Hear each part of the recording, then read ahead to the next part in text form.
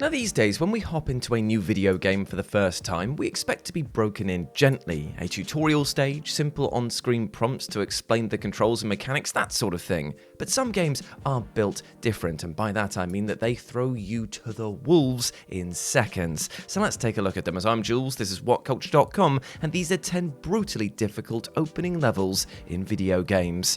Number 10, Driver. That's right, our first pick is sure to have been a very popular one. If you're a gamer of a certain age, then you reached gaming maturity right around the late 90s, and you started to crave more grown-up experiences like the ever-controversial Grand Theft Auto series. Now Driver was another title that surely scratched that itch as well, and the original game released in 1999, which was a driving game, funnily enough, inspired by the awesome adrenaline-ridden car crashes that were everywhere in the movies of the time. The player took the role of an undercover cop called John Tanner, who had been sent to Miami to investigate the activities of a crime syndicate without their knowledge. Needless to say, he has to win the trust and respect of some shady individuals in order to do so. And this is how Tanner finds himself in that notorious parking garage, or as we also call it here, the car hole. This stage serves as the game's tutorial, a series of tests of the player's driving prowess. Now, for a simple training level though, it is infuriatingly difficult, demanding that you try and pull off the kind of maneuvers that aren't actually really called for in the course of the main game. It's silly, but it's mandatory, and it is zero fun if you do not know exactly what the game is asking you. Number 9, Star Wars Rogue Squadron 2 Rogue Leader.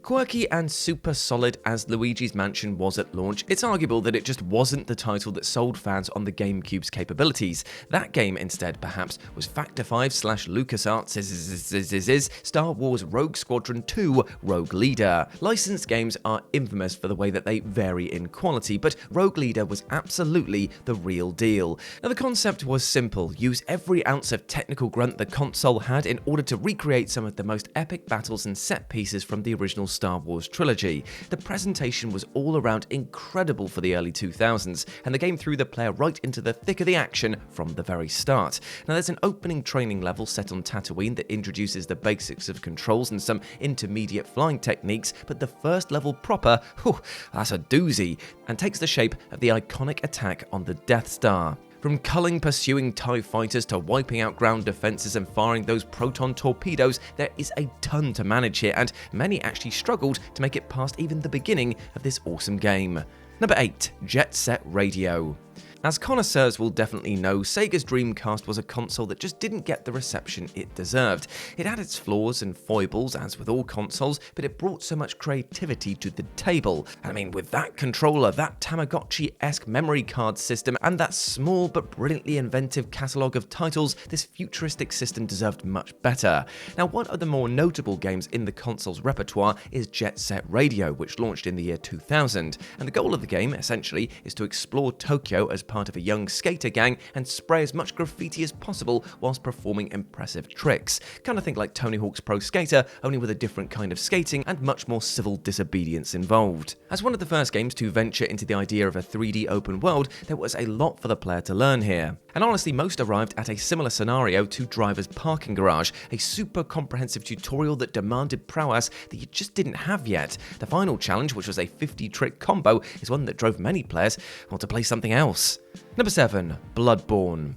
Bloodborne, as fans will remember, arrived in late March 2015. Now this was a crucial time for the fantastic PlayStation 4 exclusive to arrive in, as, well, there wasn't any other fantastic PlayStation 4 exclusives at that point. From Software's spiritual successor was a super enticing prospect for many, proving to be the killer app that sold many on the system itself. A thrilling, obscure gothic tale with heaping helping of Lovecraftian weirdery. There's nothing else quite like Bloodborne on the market at the moment. Needless to say, From Software never pulls any punches, and depending on who you ask, Bloodborne is just as difficult as anything the iconic Dark Souls series has to offer. Now interestingly, with its more action-oriented, counter-heavy combat, even From Software veterans would actually struggle at first here, and that first run through the opening area was pretty bloody brutal. Numerous huntsmen lurk, and while they're some of the game's most basic enemies, they can cut you down in seconds if you're overwhelmed, which you will be until you eventually find a way to overcome this gauntlet of death.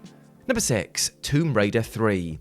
Now, the Tomb Raider series was a whole new breed. The original adventure arrived in 1996, and it was instantly clear that players were in for an adventure larger than Miss Croft's terrifyingly angular breasts. At the time, gamers were accustomed to platformers and action titles consisting of a series of short levels, but Tomb Raider, well, it was far from that. Vast, explorable levels filled with secrets were the order of the day here, and things became increasingly more elaborate as the series went on. 1998's Tomb Raider 3 is particularly notorious, and its very first level, well, it sets the bar extremely high on the difficulty front. Set in an Indian jungle, this large and open environment is loaded with traps, and within half an hour or so, careless players could be impaled on spike traps, fall to their doom, be crushed by boulders, mauled by tigers, or some grim combination of all of these things. Death traps mundo aside here, it's a long winding level that is super easy to get lost in. If this was your first Tomb Raider game, you likely had no idea what you were getting yourself in for. Training in Lara's vast mansion did not remotely prepare you for this.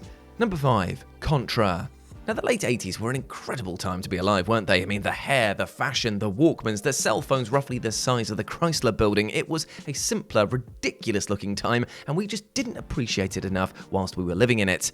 But you know why we didn't? Well, because Contra and other dastardly difficult arcade titles were making us realise how inadequate we all were at life. That's why. Now, arcade titles are notorious for being incredibly hard, because obviously arcades themselves wanted players to keep pumping in their money, but the Contra series is one of the most infamous of all. Now, realistically, any of the games in this series would fit comfortably in this entry, but we've opted for the original. Now, the opening level jungle was an outright fiendish time, especially for newcomers who didn't even know which button was to shoot and which one was used to jump. Your character had barely spawned in before the enemy begins onslaughting them, and it never lets up. Swarms of agents, gun turrets, and all manner of other nasties approach you from behind as well as from the front, and the simple controls give you little chance to react to them. Plus, also, how much health does that bloody compound door boss have as well?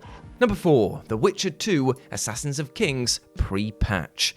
Now, that is an important caveat here. The Witcher 2 Assassins of Kings was given a significant patch to the tutorial. It's no longer the garbled mess it once was, but nevertheless we've decided to give it a shout out because it was a tutorial and a half right here. Originally, players were presented with a less than glamorous mass text to explain some of the finer points of The Witcher 2. Not only was this utterly subpar as a tutorial concept, but it just plain didn't explain much of anything.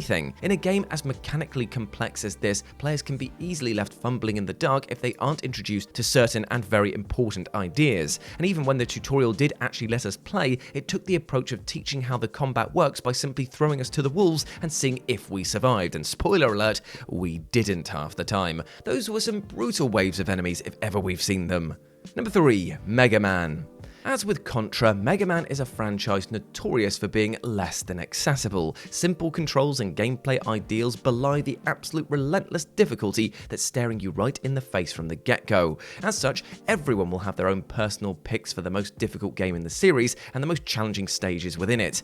You can literally pick your poison, really. If you have traumatic memories of a Mega Man stage or boss that left you a shattered shell of your former self, well, we can definitely empathise with you. Now, a popular pick for most difficult of all, however, is the original game, which first released for the NES in Japan in 1987. Right from the off, the central tenets of the series' gameplay were established, that you could take on the Robot Masters in any order you liked. Needless to say, whichever stage you pick first, well, it's going to be a baptism of fire. Now, Iceman stage gets our vote for most brutal though, largely because those footholders are an absolute nightmare to traverse. So, yeah, good luck.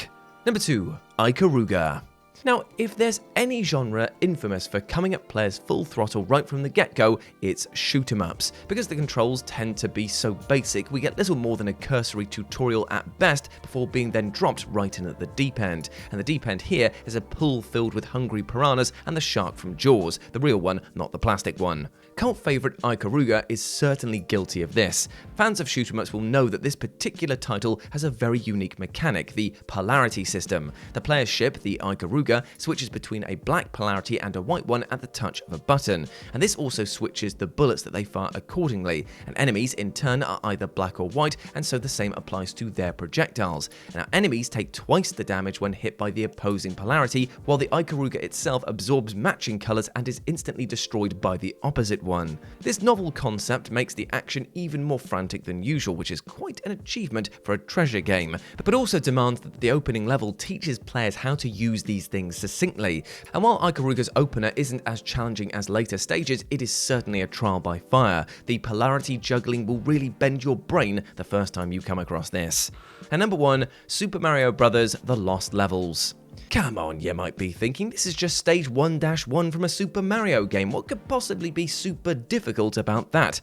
Well, my friends, this is the fiendishly challenging Super Mario Bros. The Lost Levels, so things aren't exactly what they seem. Now, this release is simply known as Super Mario Bros. 2 in Japan, which was a follow-up to the original, surprise, surprise. And as you've probably heard though, it's surprisingly more difficult than the original, having been given a variety of curious tweaks and changes to throw off even the most seasoned Super Mario player. Now, whereas stage 1-1 in Super Mario Bros. Is a very straightforward affair, which is fine-tuned to teach new players the ropes, such as that Goomba that is perfectly positioned to be squished right at the beginning, the Lost Levels, well, it takes the opposite route. While the layout of the level hasn't changed all that much, there are a whole lot more enemies, including Koopa paratroopers that are just jumping around in unpredictable patterns to throw you off. Plus, the hidden blocks can be a pain in the ass to find for first-timers as well, and there's also poison mushrooms that can kill you immediately. Cheers. And there we go, my friends. Those were 10 brutally difficult opening levels in video games. I hope that you enjoyed that, and please let me know what you thought about it down in the comment section below. As always, I've been Jules. You can go follow me over on the social medias where it's @RetroJ, but the O is a 0, or you can swing by the Future Games show where I do all of my gaming content going forward. Hope to see you over there. Also, take care of yourself, my friend. Hope you're having a good day, and remember, you're a massive ledge, and I'll speak to you soon. Bye.